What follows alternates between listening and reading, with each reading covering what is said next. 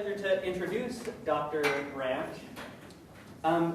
Dr. Branch is an associate professor in aquatic and fisheries sciences at the University of Washington.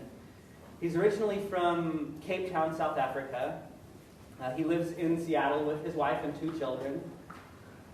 He got his bachelor's degree from the University of Cape Town in the mid-90s, and his honors thesis was on mole rats and their communal behavior.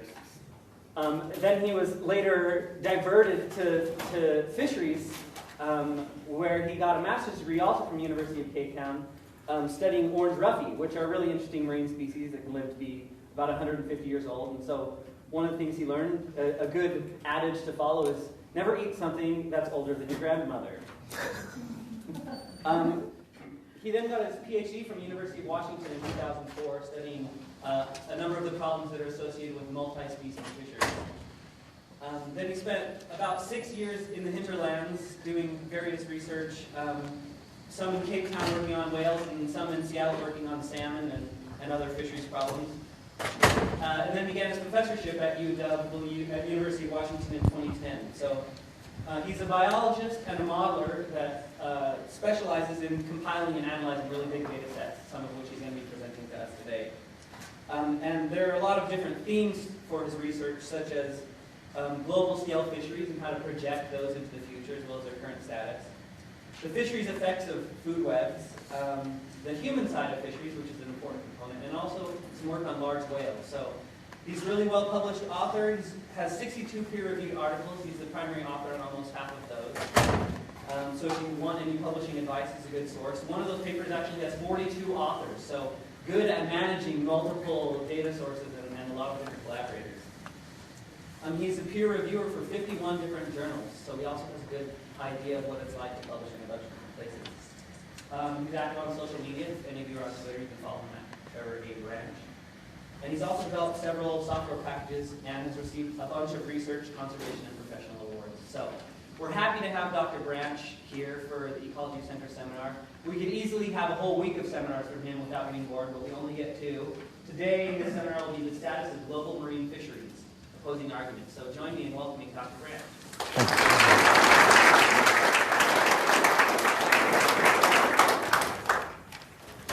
Thanks for that very flattering introduction, most of which was true, I gather. And thanks very much for all coming. I really appreciate that. It's a beautiful, beautiful city. It's almost as beautiful as Cape Town, very close, and I've never said that before about any other city. What I'm going to talk to you today is about 2 worldviews, 2 opposing arguments about the global status of fisheries. Marine fisheries, I should say, since I work on marine fisheries, and I know those of you that do work on fish and fisheries work on, of which I know very little, and we have gathered very little data in our global database. And the issue here is this difference in global mindset between oceans of nothing. A study says overfishing will soon destroy the world's seafood supply. And those that say things like this, it's kind of bad. 29% of fisheries are overfished or collapsed, but, 71% are not. So it's maybe not that bad, maybe a C grade or a B grade, right? Depending on your scaling system. And my interest in this really was sparked by this paper that came out in 2006 by Boris Worm and a bunch of other really prominent co-authors, looking at the impacts of biodiversity loss on ocean ecosystem services. And I should say, when this paper came out, I was scanning through science, as all of you grad students should do, and postdocs, and the day it came out, I saw it, and I read it, and I thought, this paper is brilliant. It looks at how when systems are more diverse, they're more productive. And a lot of different systems. So fisheries are more productive, things are more productive on coral reefs where they have more fish species than there are in temperate places where there are fewer. And they've done a brilliant job of pulling together all the data from a lot of different sources to get this answer. However, their press release didn't really talk much about how biodiversity affected fisheries or productivity, their press release highlighted one main thing, which is that the current trend projects the collapse of all currently fished seafoods before 2050.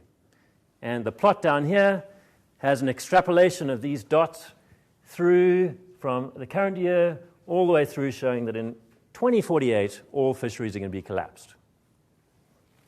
So the same day I read that paper, I noticed that there were all these newspapers going berserk about all fisheries collapsed by mid-2050, all fisheries collapsed by 2048. And I thought, well, what paper is this one from,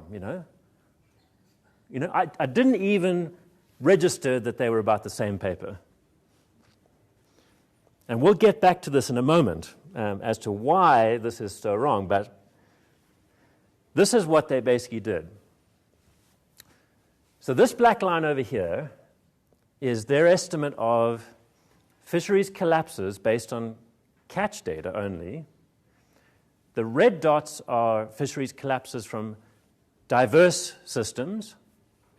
The blue dots are fisheries collapses from not so diverse systems. And the black dots are the median of those two.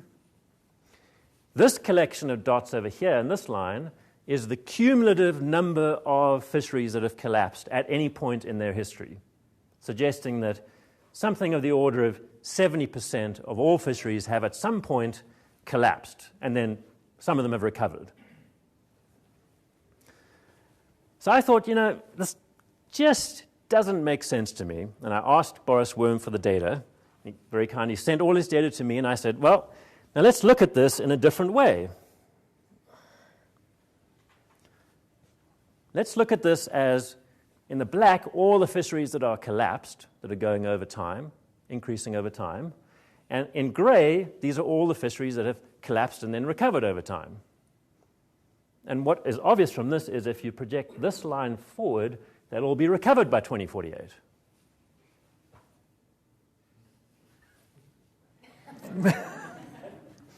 Maybe not so obvious. So it depends how you project things forward and what that means. And what's interesting about this is this black line here, with the jagged bit, is the average of the collapsed and the not collapsed, the recovereds. And that seems to be coming to some equilibrium. And the reason is that over time, eventually, every fishery, because fisheries fluctuate and catches fluctuate over time, every fishery will at some point have had a collapse in catches and be classified either as currently collapsed or as having collapsed and then recovered. So eventually these two lines are going to meet, and they'll probably meet somewhere here at about 50-some%. So that was my take on it, and I sent that in as a rebuttal. It turns out I wasn't the only person who had an issue with this prediction, that there were actually 11 separate scientific rebuttals sent in, many of them led by the chief critic, Ray Hilborn, here with his fish-killing salmon in his arms. And what happened was the debate got sort of bigger and bigger and bigger between Ray and Boris, but they never actually met. And one day, NPR invited them both onto the radio and said, why don't we have a debate, a live debate? I can just see all of you thinking which one was dragged out dead or with a black eye, and that's not at all what happened. Is this NPR or Fox? NPR. What actually happened was, as Ray told me, he said, I went on NPR and I met Boris, and you know what? He's actually a perfectly reasonable guy. And Boris said, I met Ray, and he's actually a perfectly reasonable guy. Now, maybe we should get together and stop squabbling in the literature and decide on a joint view of what's happening in global fisheries. And they did. They convened a meeting. I'm sure you all know about the NC's working groups out of UC Santa Barbara, where you can bring together your 10 to 20 closest colleagues and have a meeting and discuss some particular topic. And they did exactly this. They brought together a bunch of people that were some conservationists, some fisheries people, some at both. So there's Tim McClanahan from Kenya, there's Anna Palmer, there's Beth Fulton from Australia, Reg Watson over here, and Dirk Zeller also from UBC, and there's some strange character over there, and so on and so forth. A bunch of really famous people. There, of course, is Ray and Boris, and so on. And we had 4 meetings, and we brought together data, and we discussed things, and we tried to figure out what the status of fisheries was that we could agree on. Not what we could disagree on, but what we could agree on. And before I explain the results, I'm going to go on a little detour. I'm sure most of you know what maximum sustainable yield is. I'll give you the serious answer and then the not-so-serious answer in a bit. Maximum sustainable yield in fisheries sense is the highest catch that could be taken sustainably into the future. Okay? Requires 2 things: a sustainable level of harvest rate, how fast you're fishing, and a sustainable level of biomass, how many fish there are. Or pictorially, how we think of this is like so, that you can either have very little biomass when you catch no fish, because if there are no fish, you can't catch them, or you can have no catch because you're not fishing and the biomass is very high. There are 2 sort of endpoints there. And somewhere in between, there is a level of constant catch that you could take that would maximize the possible catch out of that particular fish population. And that requires 2 things. The one is the biomass must be at some level that would lead to maximum yield, and then how hard you fish must be at a level that would keep the biomass at that point. So two reference points: the biomass producing MSY and the harvest level that would produce MSY. Now, let's just say that fisheries scientists are a little more skeptical about this concept. Here's John Gulland. MSY is a quantity that's been shown by biologists not to exist, and by economists to be misleading if it did exist. It is the key to modern fisheries management. Okay? And here in 1977, Peter Larkin, the founder of the UBC Fisheries Center, University of British Columbia Fisheries Center, actually wrote an epitaph for MSY. All right? Almost 40 years ago. Here lies the concept MSY. It advocated yields too high and didn't spell out how to slice the pie. We bury it with the best of wishes, especially on behalf of fishers. We don't know yet what will take its place, but hope it's as good for the human race. R.I.P. And as it turned out, it didn't actually die. That was the same year that America enshrined MSY in the Magnuson-Stevens Fisheries Act as optimum yield is where we should aim our fisheries management at. So it didn't exactly die. So let's go back to the NC's working group. Now we have our MSY reference points. We're going to ask, how does biomass compare to MSY reference point? And how does your fishing rate compare to MSY reference point? All right, so you can have high biomass, well above MSY. If you're lightly exploited, you're fishing very little, you'll have high biomass, and you'll be over here.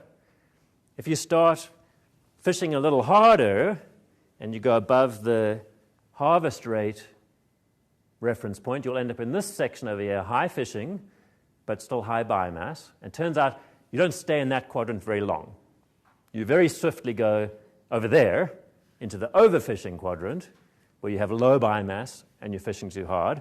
And then hopefully, if you have enlightened management like we do in most of America now, you will cut your catches and cut your harvest rate and be in this section where you should recover towards higher biomass again. So if you were to think about the perfect place to be in terms of maximizing yield from your fishery, it would be right there, somewhere in the center. If you're doing badly, you'd be over here. If you were being a conservation-minded, you might be down here. So when we did the study, all of us, whether we were from a fisheries background or conservation background, all of us expected the dots to be, you can guess which sector, up here, right? Actually, this is what we found. Yes, there are fisheries up here that are being well overfished. There are lots of fishes over here that aren't being exploited hardly at all, but the dominant mass is actually in this section over here with slightly lower harvest rate that should lead to rebuilding. Okay? So in terms of numbers, about 2/3 of fisheries are currently below the biomass reference point you'd want, but also about 2/3 of fishery are below the harvest rate reference points, which should lead to rebuilding. So that was the key summary of that amazing effort. And just in case you are unclear about who I think are the heroes in this part of the talk, it's most for sure Ray Hilborn, and that's why, and Boris Worm, of course.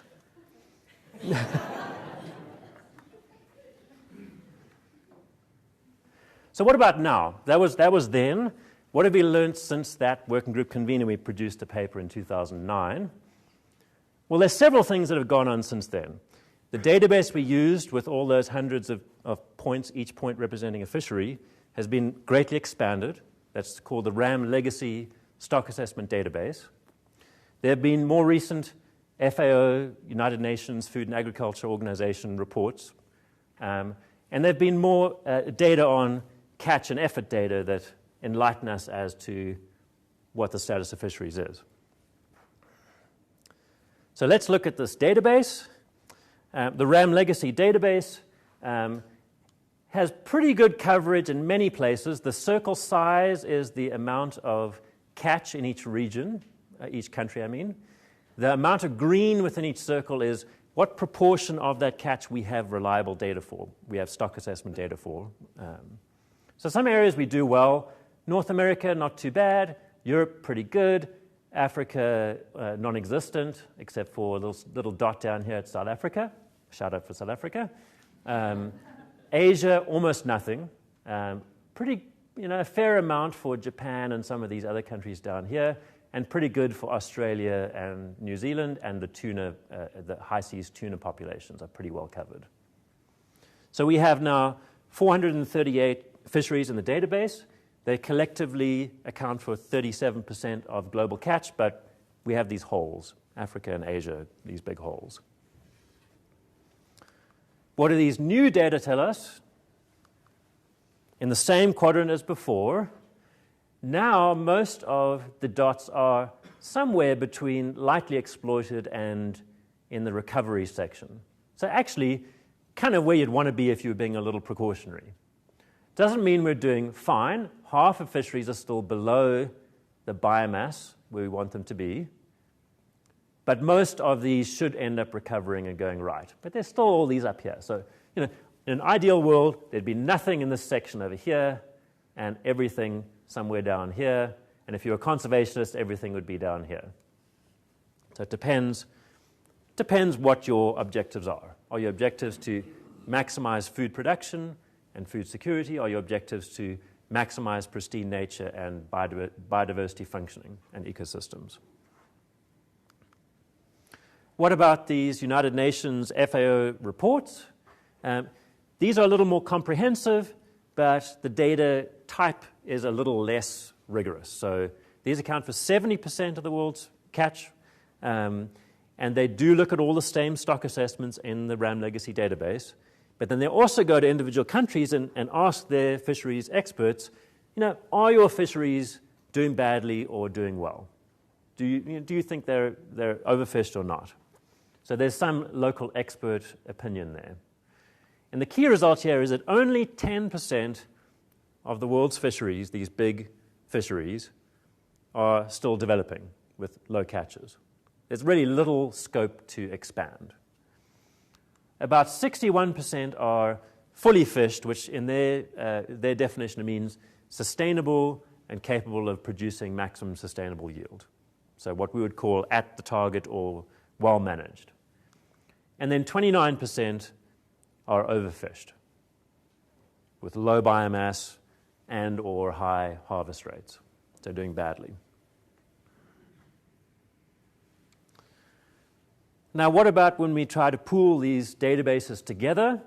What we get is this pattern. Oops, let me go back. We get this pattern as amount of depletion from pristine levels. So that one there would be no reduction from unfished levels, And what we see is with the RAM Legacy database, on average, it's somewhere at the low end of the zone that would produce maximum sustainable yield. The FAO catches, the FAO status, on the other hand, is somewhat above that, but declining. So depending, one's low but stable, the other one's higher but declining. You know, not great, but, you know, not too bad. But when placed in context, we see that global catches went up almost continuously to the 1980s when they peaked, and since then they've come down about 10%. So global catches, not going up anymore, we've reached our limits. But look what's happening to fishing effort. It's going up almost exponentially. And I should caveat that by this is very region-specific, that fishing effort is not going up in the US or in Europe. In fact, it's going down a bit. But it is in China and many parts of the developing world where fishing effort is exploding. So overall, catches have peaked, but effort's still going up, which is not good.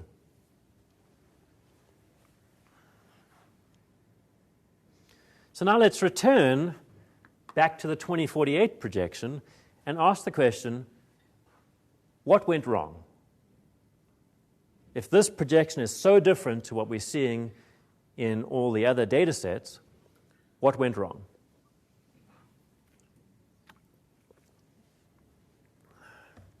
And I have the quote here from the paper itself, which is, project the global collapse of all taxa currently fished by the mid-21st century. The answer is that to get that line, they took catch time series and nothing else to figure out if a fishery was collapsed.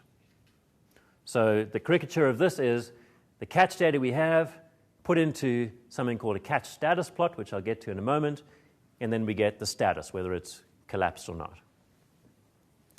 In reality, when we manage fisheries, we don't only look at catch time series, at least in the marine environment. We look at all kinds of things. What about trends in survey biomass? What about age composition data, length data? Do we have estimates of mortality? What about catch per unit effort? We take all these things, all the data sources, put it into a big stock assessment model that tries to fit to all the data together and then come up with the rigorous status that we can believe in. And this is how we actually manage fisheries in the US and most developed countries. Now, you can imagine that this led to somewhat of a debate between Daniel Pauly, catches are totally useful, Ray and I, no, catches are totally misleading. We need them, but they're not sufficient. So if you want to go look at that, it's kind of an interesting debate and made it to the front cover of Nature, perhaps a first for an opinion piece. So where does this come from? Catch status plots are this thing here. All right? If we take a series of catches and only catches, we can transform this into categories of fishery development. Initially, when catches are low, we'll class it as underdeveloped. As catches go up to between 10 and 50% of the maximum, we'll call it developing. If it's over 50% of the maximum, it'll be fully exploited, or you can think of that as being sustainable in their parlance. As soon as it goes down below 50% again, it's overexploited, and then below 10%, you call it crashed or collapsed. So that's the method. Take catches, put it in here, convert it into status, get your status over time, and all the things that are crashed, you can then get percent crashed over time and project that forward into the future to get 2048. When you do that, when you apply this method to global catch data only, you get this pattern. At the start of 1950, nothing was crashed or overexploited, but by the end, fully 70% of all fisheries were collapsed or overfished. On the other hand, by the end of the time series, there are 0 fisheries that are developing or underdeveloped, even though those started off as being very high numbers at the start. So that's what it shows. And this particular plot has been probably published in 8 or 9 separate peer-reviewed papers. So it's out there. If you go look at the University of British Columbia Sea Around Us project website, every country in the world has a catch status plot that will tell you how bad it is in that country. And they all look something like this. So here's a secret. Catch status plots can never show a fishery to be overexploited or crashed in the first year of the data. It's impossible. Because to be overexploited or collapsed, you have to be below half of the maximum catch in a year after the maximum catch. In the first year, you can't be after the year of maximum catch and below 50% of the maximum catch. So it's impossible to be collapsed or overexploited at the start of this time series. It's also impossible to be underdeveloped or developing at the end of the time series, because to be that, you have to be in a year before the year of maximum catch, which you can't be in the final year, and below 50% of the maximum catch.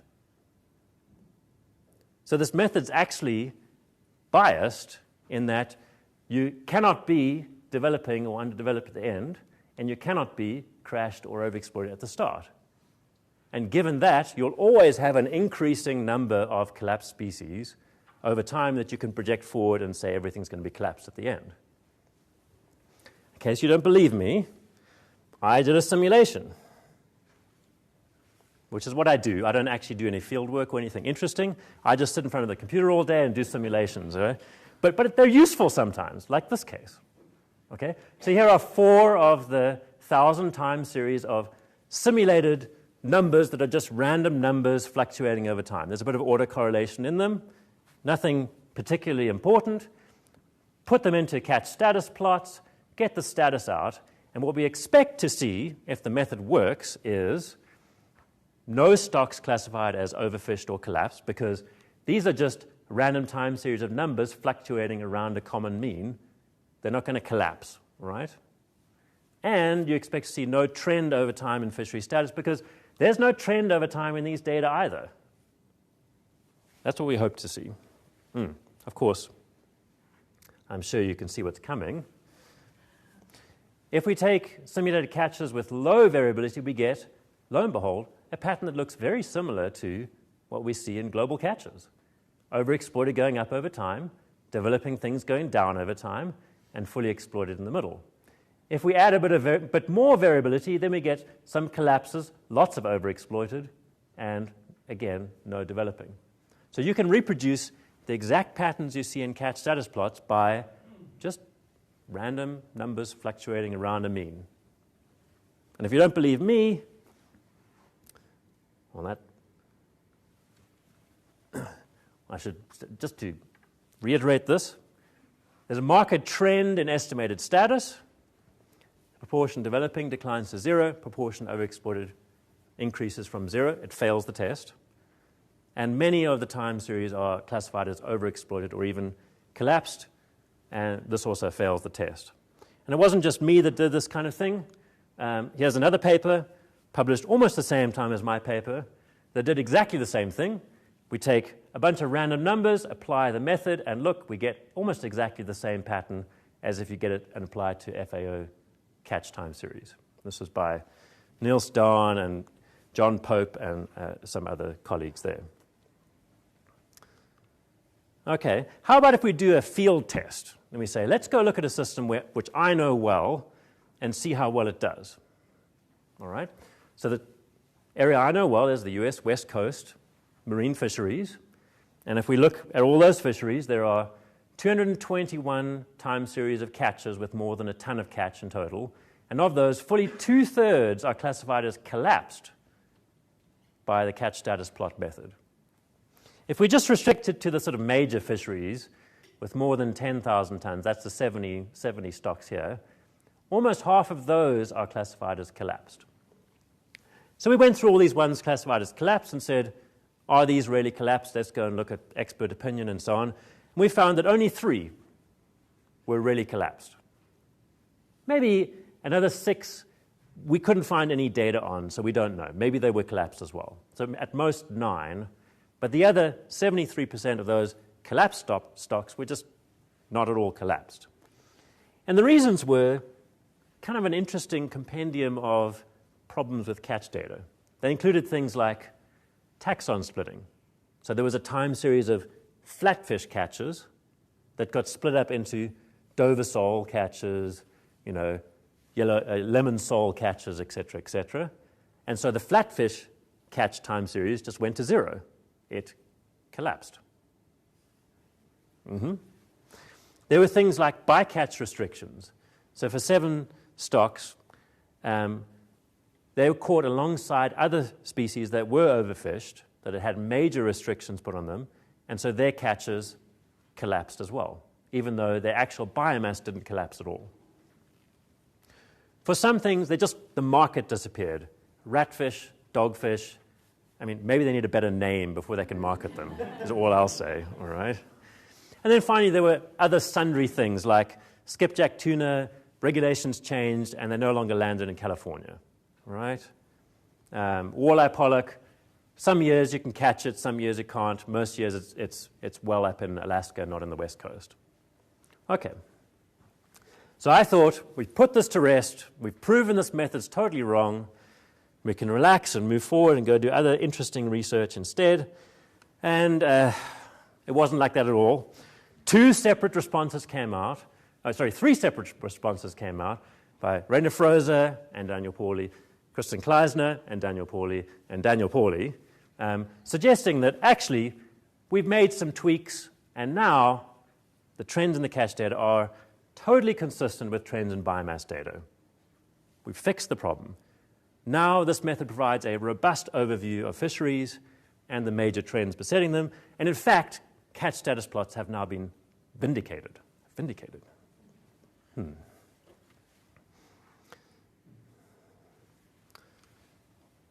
So what I did was go back and look at the RAM legacy database where we have data for catches and we have data from stock assessments. So we can get the status from the stock assessments like we would if we did a formal assessment. And we can use status plots to get the information from the catches, same stocks. And here's the answer. With a new tweaked method, it looks very different over here. 70% overexploited versus 20% overexploited. So it's still getting very, very different answers from the catch status plots. Basically, it remains pretty seriously biased. But, being a modeler, I was like, well, let's build a better simulation. Maybe this one will convince them. All right? So what I did was build a simulation that has 3 types of fisheries. The one is fisheries that are at high biomass. So the biomass remains high, starts at 1,000. The fishing rate is very, very low, and the catches are very, very low. Then I said, well, let's do a medium biomass where we'll start fishing it down to roundabout maximum sustainable yield level.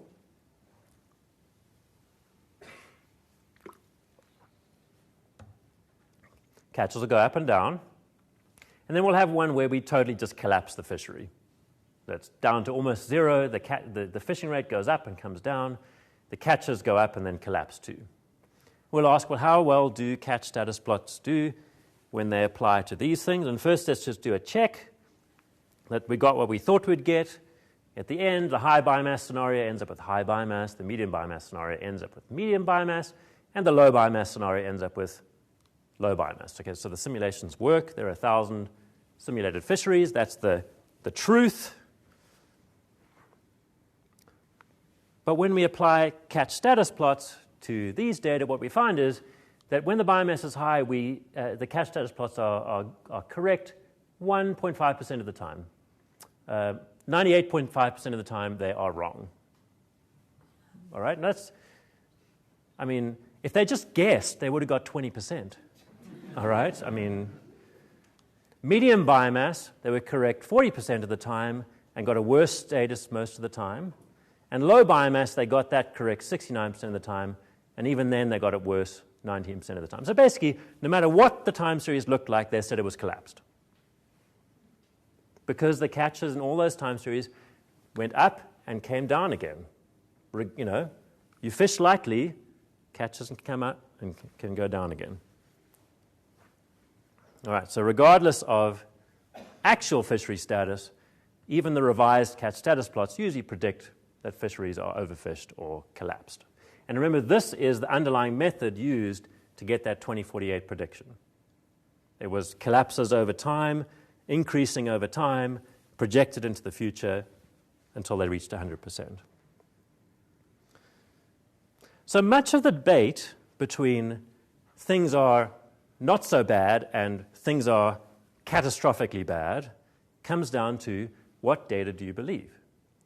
Do you believe that from catches alone you can get wonderful catch status plots that predict inevitable collapse of everything or not? The answer is no, you can't. Catch status plots just cannot distinguish between systems that are badly overfished and those that are lightly fished. Having said that, catches are still essential to understand fishery status, but you need to add a bit of data to them. You need to have some kind of biomass time series. And maybe, I hate to say catch per unit effort because that has its own problems, but even that would be better than nothing. Or some information about depletion, effort, or any other direct abundance estimates. Finally, and this is a point that almost everybody misses out on, if you develop a nice new method, test it before you put it out there.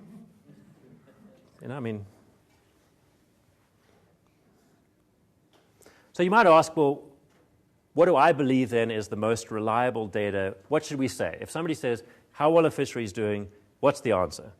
And my answer is, use the FAO data. 10% developing, 61% fully fished, 29% overfished.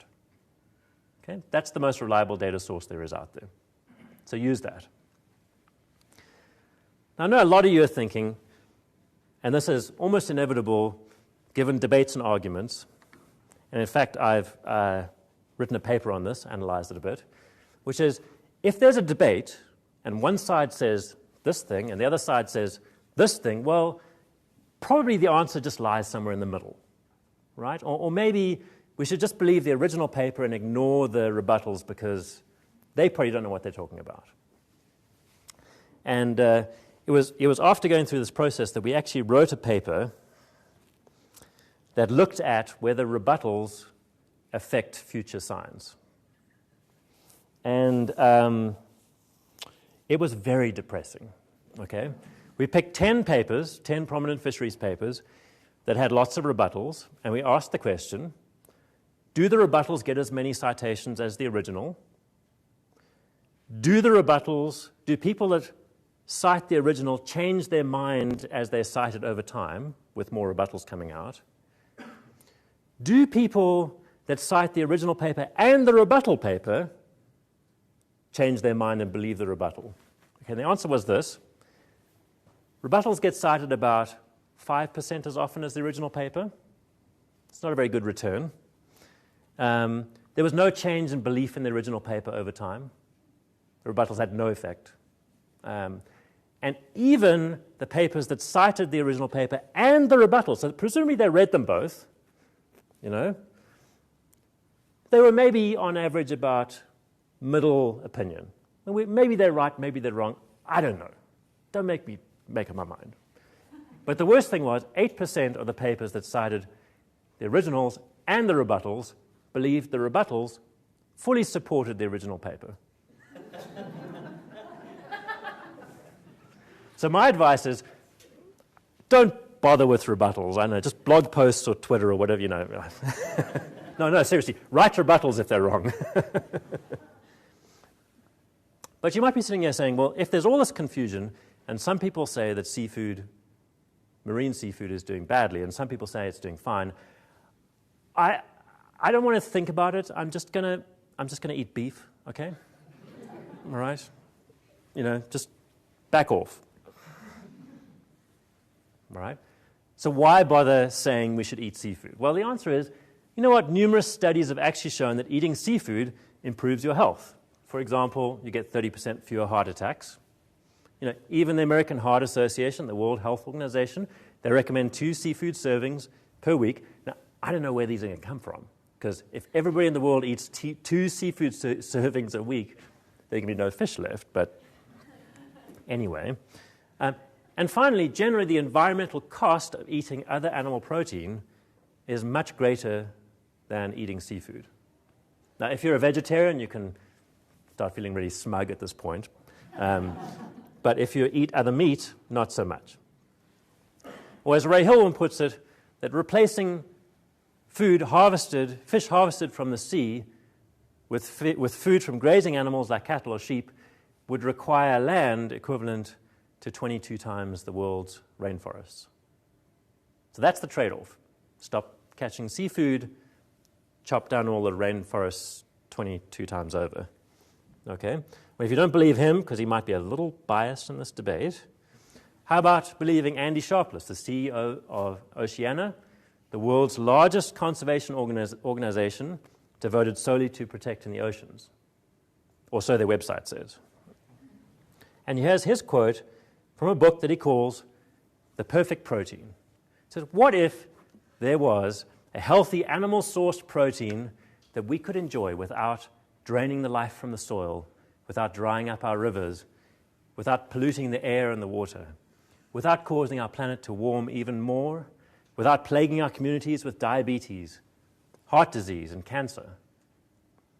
It's the protein that's healthiest for your body, low in cholesterol, brimming with brain-boosting omega-3 fatty acids and nutrients like riboflavin, iron, and calcium. It's the last pure exchange between earth and your plate. Seafood is one of the world's truest renewable resources.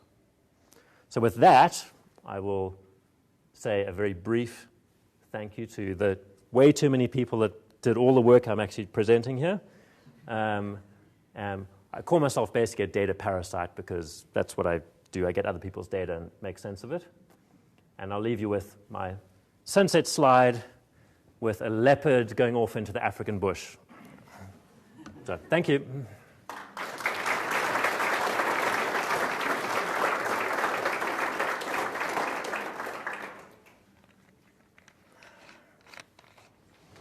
Yep. Thank you. Just to pick up your last point, and I don't want to make this a major objection to it, but just thinking about the details. I mean, how much? I'm assuming that we know more about the environmental costs of terrestrial harvesting than the environmental costs of harvesting, out in the middle of the ocean. Yeah. So how much are we just not recognizing all the potential environmental impacts? Not recognize the impacts on the land, or not recognize in the ocean? Are we underestimating the environmental costs of harvesting? Well, I think I would turn that around and say when you drive through the center of the U.S., through the cornfields and wheat fields, what do you think the biodiversity loss is inside those wheat fields of what was there originally? 100%? Pretty close to it. I mean, maybe there are a few birds, pecking at the seeds. Maybe there are a few pests that are still able to attack what's there. No original plants, no original insects, no original birds, no original anything. It's all gone, all right? Now, imagine an area, let's take trawling, because that's probably the worst thing people can think of. Trawling goes through an ocean bottom. It's not going to clear out everything in an area. It's going to have some impact. But the fish are still going to be there. Most things are going to regrow. It's going to recover. So I would say the environmental impact of terrestrial food production is far greater.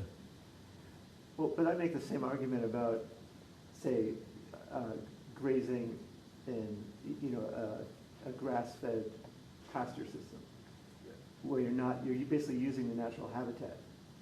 There's lots of biodiversity still there. Even if you manage it terribly, there's much more biodiversity there than in a wheat field.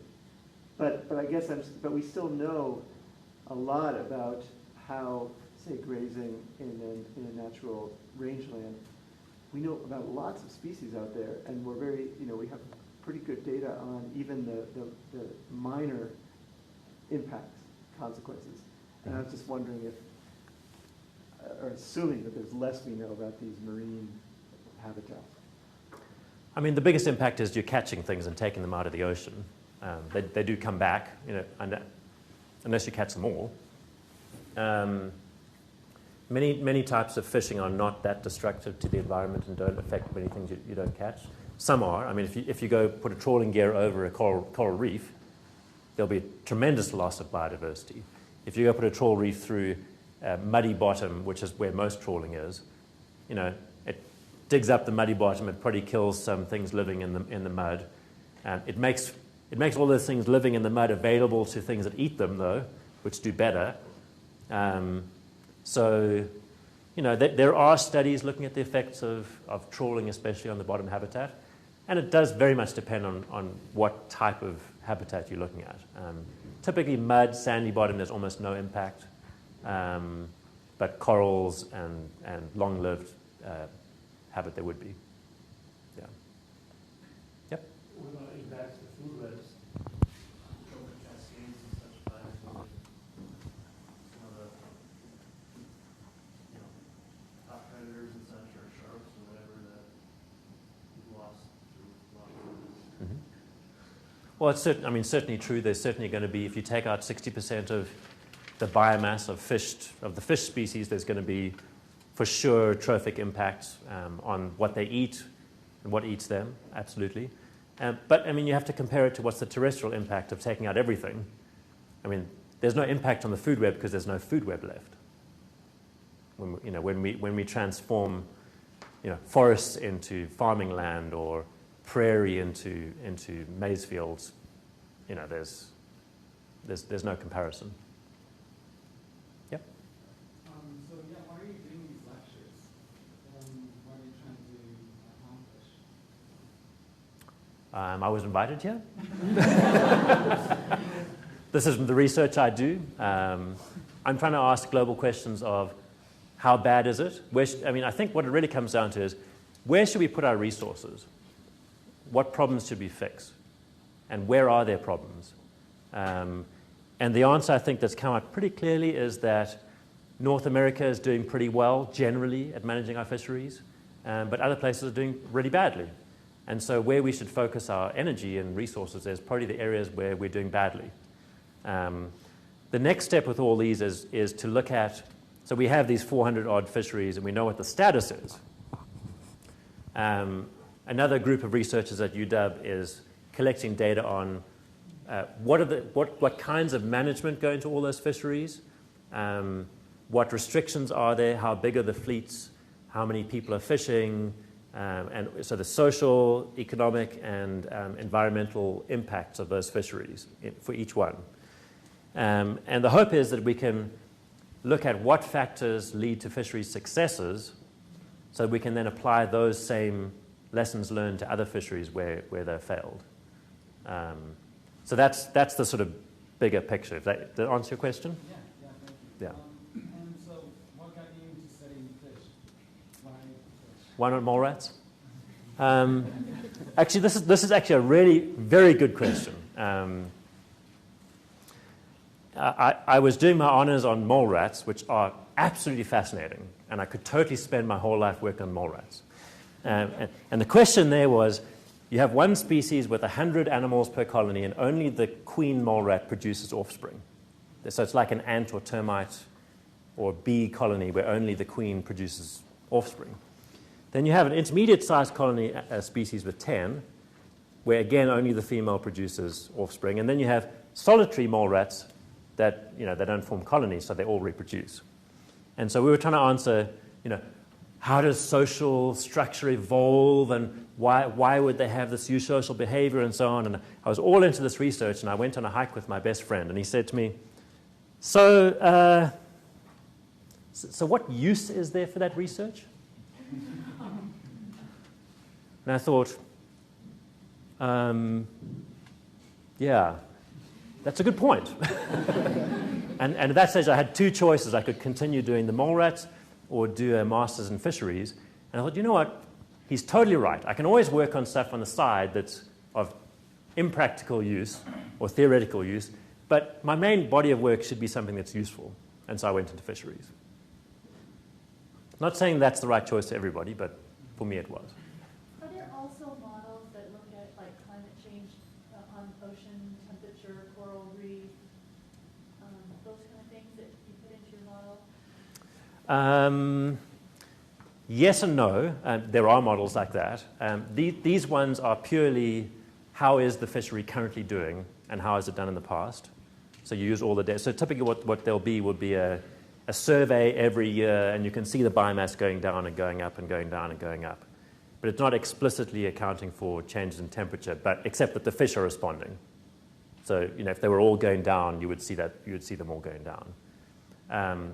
I think that warming itself, fish are going to move away from the equator, and they're going to move into the Arctic and move into the Antarctic. So in the Arctic, the numbers will go up, and in the equator, they'll probably do worse. I think the net impact of that's about even, from what I understand of the models people have published. To me, ocean acidification is a whole different ballgame, because the CO2 going into the ocean is causing it to become more acidic, and that causes issues with coral reefs not being able to be formed, and some shelled organisms can't build their shells as easily and things like that. So for me, that's a 50 to 100 years away problem. Right now, the impact of that is, I wouldn't say negligible, but compared to overfishing is, there's no contest. Overfishing is so much more immediate and so much bigger. But 100 years from now, I don't know. Too many hands. How about you? I guess it's a two-part question that's kind of related, but I don't know if it's an issue at the scale that you're working, but does it matter that the fisheries that you have classified as in recovery may have a limiting factor that is not harvest? And I guess the second part of that is related, and that is it possible that there are lots of fisheries out there where they're not being precautionary, they're just not fishing for them anymore because it's not lucrative? Yes, certainly. And certainly there are lots of fisheries where the market prices have disappeared, or there used to be people who would eat them, and now there aren't people who would eat them. So I think that's one of the reasons why fisheries catches can collapse, even if biomass is doing fine. Certainly off our coast, dogfish is that case. Every now and again, there's a fishery for their liver, for cod liver oil, or and then they decide, nah, nobody wants to eat this, and they stop landing them. Do you have a question? Do those numbers in any way reflect the number of people that are being fed by those fisheries? And by that I mean, are the collapsing or endangered fisheries being a larger percentage of the population than the ones that are underutilized currently? That's a tough question. I don't think I've ever looked at that directly. Almost all the fisheries we looked at are sort of industrialized, bigger fisheries. So they're producing seafood that's going places and getting eaten by people. Almost all of what we are missing is where there are poor people who fish for subsistence and will go out in whatever boat they can get, catch a few fish, bring them back to shore and eat them for food. And we just don't have good data on those. Some people say that those are worse off than the big ones. Some people say they're better off. I don't have a good sense for which of those is correct. That kind of answer your question? All right. Yeah. Can we look forward to an NC's committee on the best way to represent fisheries collapses and oceans? I'm actually part of one right now, which is led by Chris Costello. Ray's part of that. Ray Hilborn's part of that. I'm part of that. And so are some of the other people from my original one. And we have a paper that's coming, we have a paper that's submitted. And maybe it'll come out sometime soon that does address some of those things, yeah. Yep. So jumping kind of on the back of that one, if Asia, and then one figure showed Asia is one with the least reporting, Yeah. and you said that's one with one of the highest Yeah. increases, and a probably not trivial amount of those are small subsistence fisheries. What is the next step? What is the hope? What is the plan to even manage those, or should we consider those one loss? I don't know. We have no inroads to Chinese fisheries data or management. In some sense, it's a hard nut to crack because they're sending out, and most of the Chinese catches aren't small scale. They're boats. I mean, there's a staggering picture. I don't know. Maybe some of you have seen it of the Chinese fleet fishes 11 months of the year, and 1 month they stay in port and they paint their boats and make them all look beautiful again. And when the day comes for them to go out, they all go out en masse. And there's a picture of, it must be 2,000 or 3,000 boats going to sea at the same time, after this month-long end. And that's more boats than there are on the west coast of the US, just going out from one port. On the other hand, if China decides that fisheries management is something they should do and they should start fishing sustainably, it's an authoritarian country. They can just say, these 70% of boats can no longer fish, and we're only going to catch this much, and we're going to do this and this and this, and they can just do it with no consultation. In that sense, there's something to be said for a authoritarian country. I have to say, I was involved in the U.S. West Coast groundfish fishery during my PhD, and we had a committee to decide whether they were going to move to individual transferable quotas or not. And they met for 8 years, and they produced a 1,500-page programmatic environmental impact statement, and then they said, okay, we should do it. Okay, and they did it. In Canada, when they had a fishery almost exactly the same, they said, we should have an individual transferable quota system. And the manager said to the fishermen, okay, go into a room and tell us how you want to allocate the catches and let us know. And so they went into a room, and they came out later that day and they said, this is how we want to do it, and they implemented it. And it took, a few weeks. So, red tape does slow things down here, but it makes more people happy, we hope. So there's a hand right at the back. Just a quick clarification, then I have a real question. So when you talk about fisheries by country, you are talking about that country catching the fish anywhere in the world.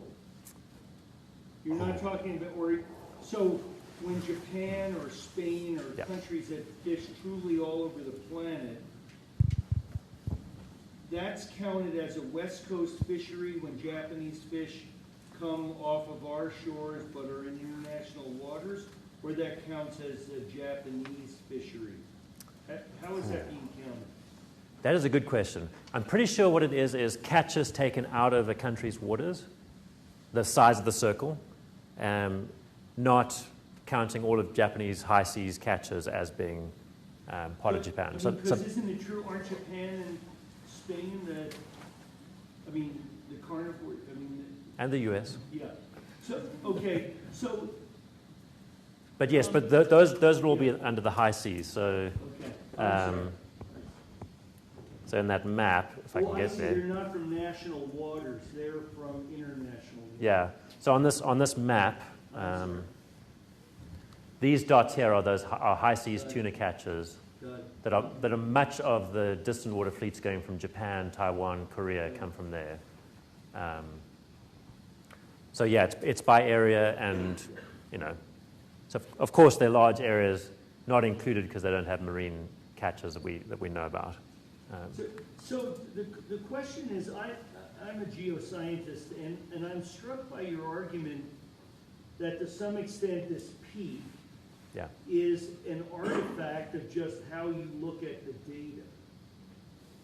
And what I'm struck by is in the field of looking at non-renewable natural resources. Peak oil. We have peak oil. We have the profoundly influential work of M.K. Hubbard and everything about looking at coal resources, global oil, U.S. oil, saying this is it, the collapse is inevitable, and that never happened. Yeah, yeah. And has anybody, so you obviously know it, is your hunch that those classically influential works on non-renewable resources are also an artifact of essentially looking at the analog of catch data, which is oil production? It's sort of a catch data. Is that your hunch? That's a good question. My hunch is that the reason peak oil didn't arrive was because you can always dig deeper and find more oil, and there are more refined methods and shale oil and so on. Whereas if you don't think about fisheries, think about forests. All right, you can't increase production from forests above a certain level because there is no more land with trees on it. And it's a bit like that with fisheries.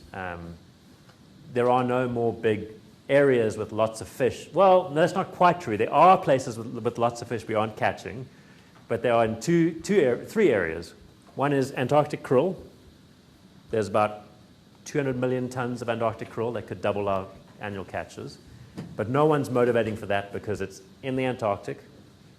And we like whales. I like whales, just, you know.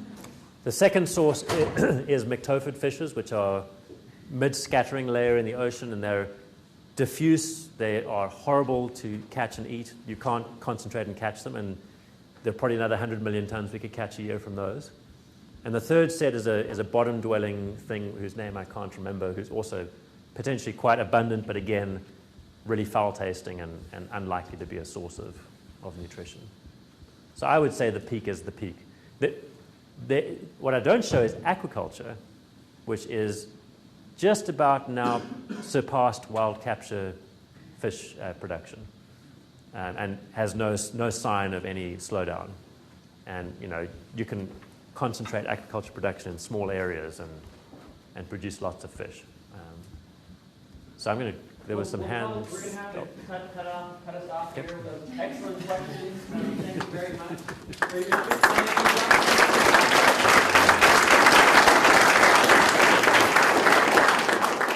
If you still have some burning questions, please come to Dr. Gaeta's house and join us for a social.